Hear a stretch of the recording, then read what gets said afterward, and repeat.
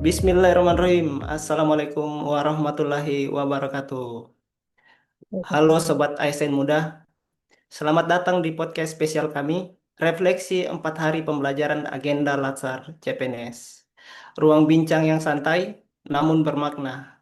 Bersama para peserta Latsar CPNS yang cantik dan ganteng, selama 4 hari terakhir, mereka telah menggali nilai-nilai kebangsaan, menganalisis isu-isu kontemporer, dan merangkai makna sebagai abdi negara. Hari ini kita akan dengar langsung suara mereka, refleksi jujur, cerita inspiratif, dan komitmen pribadi yang lahir dari proses belajar yang mendalam.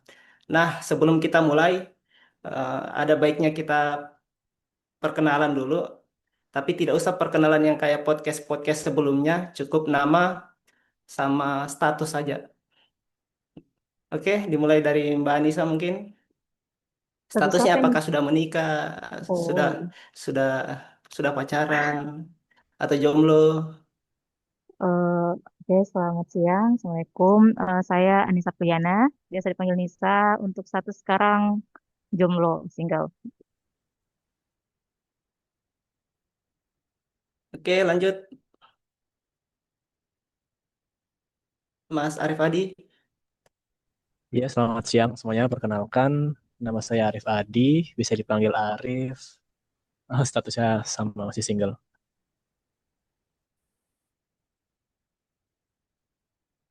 Oke, lanjut Mas Arya Bima. Oke, selamat siang semuanya. Perkenalkan nama saya Arya Bima, biasa dipanggil Arya untuk status belum nikah. Terima kasih. Oke, semuanya. Selamat siang. Aku Astrid Tiara dari Pasaribu, bisa dipanggil Astrid. Status saat ini masih warga negara Indonesia yang lajang. Terima kasih. Nah, semua sudah perkenalan. Saya juga perkenalkan diri, nama saya Arif Ramanando. Biasa dipanggil Arif. Status sudah menikah. Anak dua. Oke, sebelum kita eh, mulai podcast, mungkin kita mulai dari tema besar pertama, wawasan kebangsaan. Selama pelatihan, kalian diajak memahami ulang tentang jati diri bangsa, sejarah perjuangan, dan nilai dasar ASN. Pertanyaannya, apa yang paling kamu sadari atau pelajari dari materi wawasan kebangsaan? Mungkin bisa dimulai dari Mbak Anissa dulu yang menjawab. Oke, terima kasih atas pertanyaannya, Mas Arif. Saya mau menjawab. Mungkin salah satu hal yang paling saya sadari dari materi wawasan kebangsaan itu adalah pentingnya menjaga persatuan dan kesatuan bangsa di tengah keberagaman budaya, suku, agama, dan bahasa di Indonesia. Terus bagaimana kita bisa mulai menerapkan nilai-nilai Pancasila dan Bhinneka Tunggal Ika dalam menghadapi konflik yang sedang kita hadapi.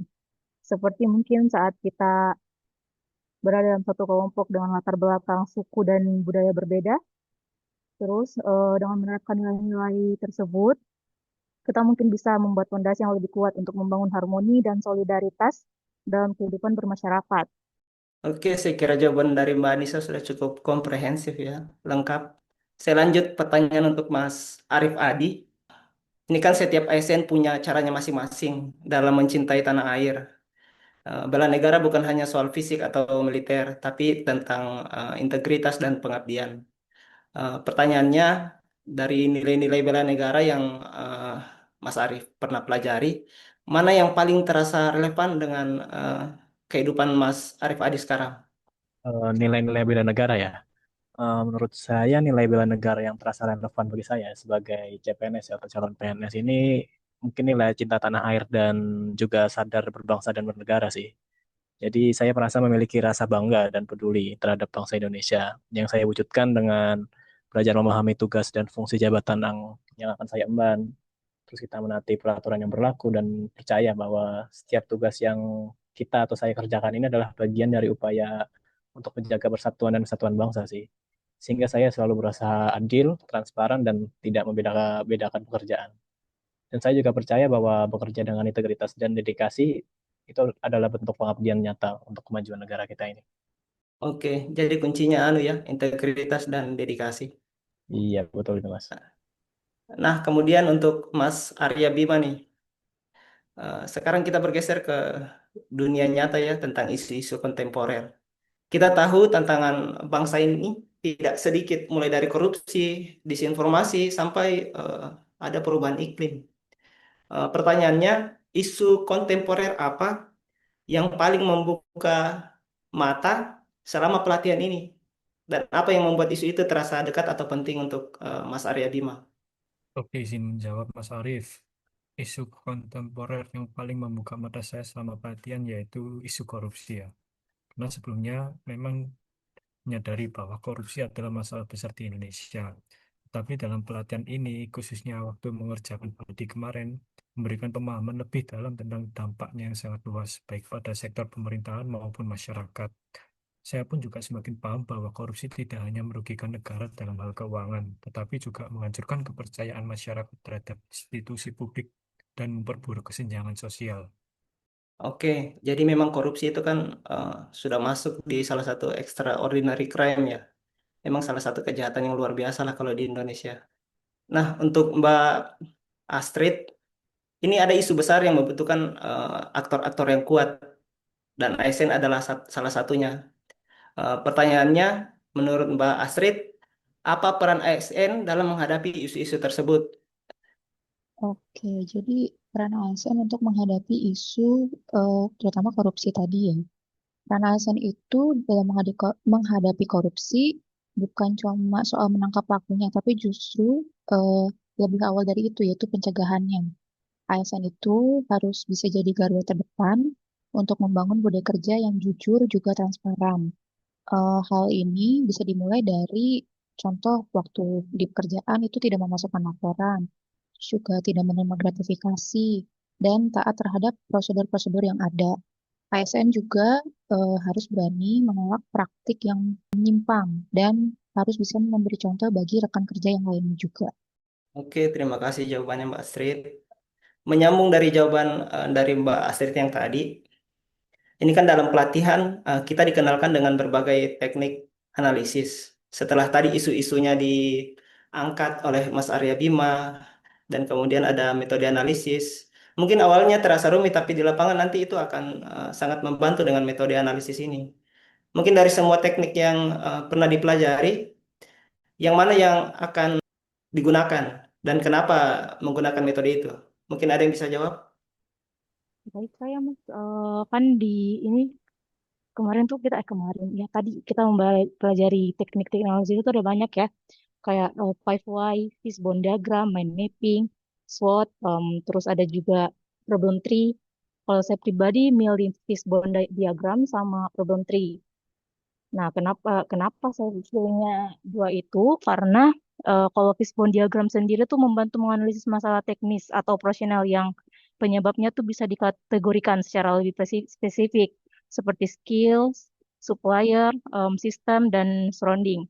Terus untuk isu strategis berskala luas, mungkin kita lebih baik menggunakan problem tree karena analisanya tuh lebih secara menyeluruh. Terus eh, dia tuh menggambarkan akar penyebabnya, masalah utama dan dampak yang ditimbulkan secara sistematis dan visual. Terus dengan problem tree sendiri, kita bisa lebih memahami struktur permasalahannya secara mendalam dari root cause atau akar masalahnya, bukan hanya dari gejala atau gejala yang ditimbulkan atau akibatnya. Oke, makasih Mbak Anissa. Nah, kita lanjut ke tema yang cukup unik dan baru bagi sebagian dari kita, algoritma kebangsaan. Di balik istilahnya yang cukup teknis, sebenarnya ini adalah cara berpikir dan bersikap terkhusus untuk kita mungkin generasi ASN generasi muda. Yang jadi pertanyaannya di sini, menurut kalian apa makna algoritma kebangsaan? Apakah ini hanya konsep atau bisa jadi panduan nyata dalam hidup kerja sebagai ASN? Mungkin saya deh izin menjawab terkait algoritma kebangsaan ya. Algoritma sendiri kan berarti rangkaian langkah sistematis ya yang harus kita jalankan dalam menjalankan tugas. Bagi calon PNS yang benar yang kata apa yang dikatakan oleh Mas Arief, yang sebagian besar generasi muda yang melek digital ya harusnya. Menurut saya algoritma kebangsaan ini adalah cara kerja yang berbasis nilai nasional dan juga jangan lupa dengan teknologi. Jadi itu untuk menciptakan pelayanan publik yang cepat, transparan, dan berkeadilan dengan mengutamakan 5 nilai inti algoritma kebangsaan itu sih. Ya, itu ada 5 tadi. Yang pertama itu kita menjunjung keadilan dalam setiap pelayanan, gimana kita bisa memanfaatkan teknologi ya agar setiap warga itu dari kota hingga pelosok mendapatkan akses infrastruktur yang setara. Lalu yang kedua kita bisa menggerakkan gotong royong lintas instansi di mana kita bisa melalui kolaborasi digital. Lalu juga yang ketiga bisa memastikan inklusivitas bagi seluruh lapisan masyarakat, di mana solusinya kita bisa merancang dengan layanan berbasis teknologi ya, yang dapat menjangkau seluruh lapisan masyarakat. Yang keempat, kita bisa menjaga integritas di era transparansi digital ini. Yang terakhir menjadi pelopor inovasi pelayanan publik yang adaptif sih, dengan memanfaatkan aplikasi, sistem informasi, dan teknologi konstruksi terkini lah ya, sehingga pembangunan di Kementerian PU ini semakin adaptif, efisien, dan berorientasi pada kemajuan bangsa. Mungkin seperti itu sih, Mas. Oke, makasih jawabannya Mas Arif Adi. Mungkin yang saya tangkap tadi, algoritma kebangsaan juga harus didukung dengan integritas. Kemudian ada nilai-nilai inovasi di situ yang dari ASN Muda itu sendiri. Nah, kemudian lanjut ke pertanyaan berikutnya. Di era digital, pengaruh kita sebagai ASN tidak berhenti di meja kerja. Dunia maya pun, sosmed pun jadi eh, bisa jadi ladang kebaikan untuk kita. Nah, bagaimana kamu bisa menyebarkan nilai-nilai kebangsaan melalui media sosial atau pekerjaanmu sehari-hari? Ya, izin menjawab Mas Arief. Karena memang media sosial merupakan sarana yang sangat efektif ya untuk menyebarkan nilai kebangsaan, terutama untuk kalangan generasi muda atau Gen. Mungkin dari pengalaman saya dalam menyebarkan nilai kebangsaan yaitu dalam pembuatan konten digital seperti poster dan juga komik strip yang mengangkat tema-tema kebangsaan seperti itu. Dalam poster digital yang saya buat itu saya bertujuan untuk mengajak seluruh ASN untuk lebih mencintai tanah air dan berkomitmen dalam bela negara. Selain itu, dalam komik strip yang saya buat, itu saya menggambarkan peran penting dari Kementerian Pekerjaan Umum yang berpengaruh dalam mencapai kejayaan bangsa melalui pembangunan infrastruktur yang berkelanjutan dan berkualitas untuk kesejahteraan rakyat. Dan diharapkan sebagai pengingat untuk insan PU bahwa kita memiliki peran penting tersebut dalam mencapai kejayaan bangsa, sehingga kita perlu memupuk semangat lagi dalam membangun bangsa. Dan untuk di tempat kerja sendiri, saya juga berusaha untuk menyebarkan nilai kebangsaan dengan mengingatkan rekan kerja tentang pentingnya kerjasama, Mas, dalam membangun bangsa melalui kinerja profesional dengan mengedepankan kepentingan negara dalam setiap langkah. Oke, terima kasih jawabannya Mas Arya Bima. Mungkin selaras juga tadi dengan yang dimaksud dengan Mas Arif Adi, pentingnya inovasi di sini. Jadi sebagai anak muda, kita untuk menumbuhkan nilai kebangsaan kan tidak harus selalu lewat pelatihan-pelatihan di kelas. Kalau menurut Mas Arya Bima tadi, tapi bisa juga melalui platform media sosial, entah itu lewat poster, komik strip, dan lain-lain. Oke, kita lanjut. Ada 4 pilar kebangsaan. Kita sering terdengar di berbagai forum. Tapi mana yang benar-benar teman-teman pahami? Dari Pancasila, Undang-Undang Dasar, kemudian ada NKRI dan Bhinneka Tunggal Ika. Mana yang paling hiduplah dalam diri teman-teman dan bisa dijelaskan alasannya kenapa? Aku mau coba jawab, Mas Arief. Silakan Mbak Astrid. Dari 4 konsensus dasar bangsa yang udah kita pelajari di beberapa hari belakangan ini, menurut aku yang aku rasa paling hidup dalam diriku itu Pancasila. Karena rasanya Pancasila itu sangat istilahnya membumi gitu ya. Jadi bisa terus dirasakan dalam keseharian. Misalnya untuk sebagai contoh dari sila pertama yaitu ketuhanan yang Maha Esa. Sebagai ASN yang beriman, aku percaya bahwa setiap pekerjaan kita itu bagian dari ibadah juga. Nilai sila pertama ini menumbuhkan rasa tanggung jawab spiritual bahwa setiap tugas yang kita emban harus dilakukan dengan jujur, ikhlas, juga penuh tanggung jawab. Jadi kita bekerja itu tidak hanya untuk atasan atau sistem birokrasi, tapi juga bentuk tanggung jawab secara moral kepada Tuhan. Kemudian contoh lainnya dari sila kedua, yaitu kemanusiaan yang adil dan beradab. Dari sila ini, aku seperti diingatkan untuk selalu memperlakukan siapapun dengan hormat, baik itu ke publik ataupun ke rekan kerja, bagi ke atasan. Dan sebagai CPNS, aku juga mulai belajar bahwa profesionalisme itu bukan cuma soal keahlian teknis, tapi juga tentang gimana kita menjunjung etika, kejujuran, rasa empati, yang semuanya itu tercerminnya dari sila-sila Pancasila. Jawaban yang sangat lengkap sekali ya dari Mbak Astrid. Nah, kemudian eh, setelah eh, 4 hari ini, ini kan kalau kita bicara refleksi bukan soal mengulangi materi, tapi tentang menyadari perubahan dalam diri. Setelah 4 hari pelatihan ini, eh, kira-kira perubahan apa sih yang paling eh, dirasakan dalam diri teman-teman? Apa nilai semangat atau kesadaran baru yang tumbuh? Mungkin Mbak Anissa bisa jawab. Oke, terima kasih Mas Arif. Mungkin lebih ke cara pandang sama kesadaran diri ya.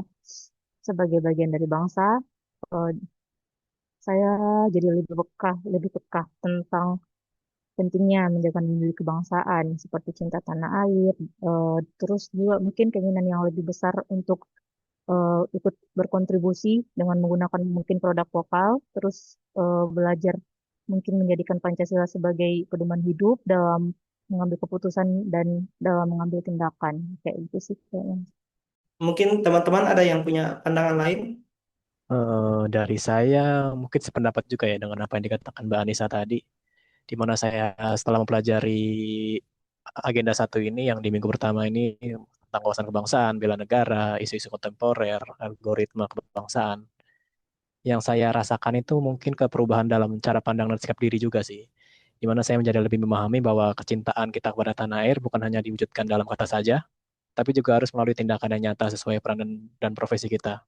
Di antaranya kita selalu menjaga integritas dan profesionalisme sebagai wujud bela negara di bidang tugas, lalu juga bisa meningkatkan semangat gotong royong dan selalu toleransi dalam kehidupan sosial maupun lingkungan kerja juga. Dan tentunya sebagai ASN generasi muda, kita juga harus menggunakan keterampilan dan teknologi yang kita kuasai juga sih untuk meningkatkan kualitas pelayanan publik. Mungkin seperti itu dari saya. Silakan Mas Arya Bima. Siapa tahu ada tanggapan lain tentang itu. Iya, Mas Arief, mungkin sama ya seperti teman-teman yang lain.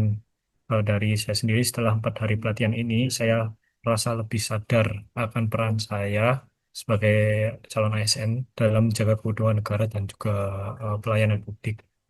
Saya juga semakin mengerti pentingnya integritas, kedisiplinan, dan profesionalisme dalam setiap tindakan saya. Pelatihan ini juga dapat membuka mata saya bahwa setiap langkah yang saya ambil juga harus mencerminkan nilai-nilai Pancasila dan juga wawasan kebangsaan. Silakan Mbak Astrid dengan pandangan lainnya. Aku setuju dari pendapat teman-teman yang sebelumnya. Jadi dari 4 hari pelatihan yang sudah dilalui ini, aku merasa ada perubahan dari pola pikir dan cara pandang juga ya. Jadi mungkin sebelumnya masih merasa ASN ini hanya sebatas menjalankan tugas pekerjaan aja. Tapi sebetulnya ASN itu adalah cerminan wajah negara juga. Jadi sebagai CPNS, aku makin sadar bahwa ASN juga turut ikut em, memikul peran kebangsaan seperti itu. Dan izin menambahkan sedikit, aku juga makin paham bahwa bela negara itu memang bisa dilakukan dari mana saja, apapun posisi kita. Dari aku seperti itu. Oke, mendengar 4 jawaban dari teman-teman, 4 pandangan dari teman-teman. Kalau dari saya pribadi sih, sebagian besar hampir sama ya dengan teman-teman yang lain. Yang paling terasa adalah meningkatnya kesadaran bahwa menjadi ASN itu bukan cuma status, tapi itu amanah. Saya merasa lebih sadar tentang posisi saya sebagai bagian dari negara dan bahwa setiap pekerjaan sekecil apapun bisa jadi bentuk pelayanan kepada rakyat. Dulu mungkin saya anggap itu hal biasa, tapi sekarang terasa punya makna yang lebih besar lah. Terakhir, ini kita tutup dengan komitmen karena perubahan baru berarti jika dibawa ke lapangan kerja yang nyata. Ini apa aksi nyata atau komitmen yang akan teman-teman lakukan di tempat kerja setelah pelatihan ini? Oke, pertama mungkin dari saya, mungkin menjadi pertama, menjadi teladan yang mungkin lebih disiplin, terus bertanggung jawab, lebih jujur, dan memegang penuh berintegritas tinggi, terus mungkin bisa lebih bijak dalam menggunakan sosial media, tidak mempercayai atau apalagi menyebar hoax yang mungkin dapat memecah bangsa gitu. Oke, teman-teman, silakan Mas Arief mungkin bisa menyampaikan komitmennya.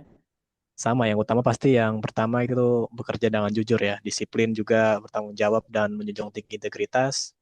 Lalu juga sebagai CPNS ini kita harus mempelajari peraturan, prosedur, dan standar kerja di lingkungan kerja yang akan kita tempati nanti. Lalu mendukung pelaksanaan pembangunan infrastruktur di Kementerian PU ini, di mana kita berkontribusi ya sesuai peran masing-masing. Dan yang terakhir paling kita harus bekerja sama dan menjalin hubungan yang baik ya dengan rekan-rekan kerja, senior, dan atasan tanpa memandang latar belakang dan budaya. Oke, dilanjutkan ke Mas Arya Bima. Oke, sependapat juga sama teman-teman bahwa komitmen untuk menjaga integritas dalam setiap tugas itu wajib dan melayani masyarakat juga harus secara profesionalisme. Kemudian selalu mengedepankan kepentingan negara di atas kepentingan pribadi itu yang paling penting sih, Mas. Mungkin itu aja kalau dari saya. Oke, mungkin bisa komitmen dari Mbak Asrid.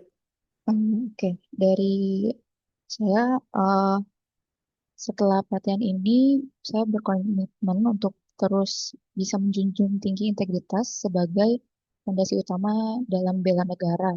Dan sebagai ASN, saya juga mau terus memastikan bahwa setiap pekerjaan yang saya lakukan itu dikerjakan dengan jujur dan penuh ketelitian supaya bisa dipertanggungjawabkan. Oke, semua sudah menyampaikan komitmennya. Mungkin kalau dari saya sebagai host, komitmen sederhana saja yang ingin saya jaga adalah disiplin dalam bekerja, kemudian jujur dalam setiap proses yang kita lalui, dan tidak tutup mata kalau ada hal yang tidak beres di kantor kita. Saya percaya perubahan yang besar itu dimulai dari keberanian menjalankan hal-hal kecil dengan konsisten. Saya kira sekian untuk podcast hari ini. Terima kasih atas semua refleksi, masukan, dan semangatnya dari teman-teman kelompok 5. Mari kita tutup sesi ini bersama-sama dengan satu kalimat. Bersama kita bangun ASN yang berjiwa Pancasila dan siap menjaga NKRI. Terima kasih. Assalamualaikum warahmatullahi wabarakatuh.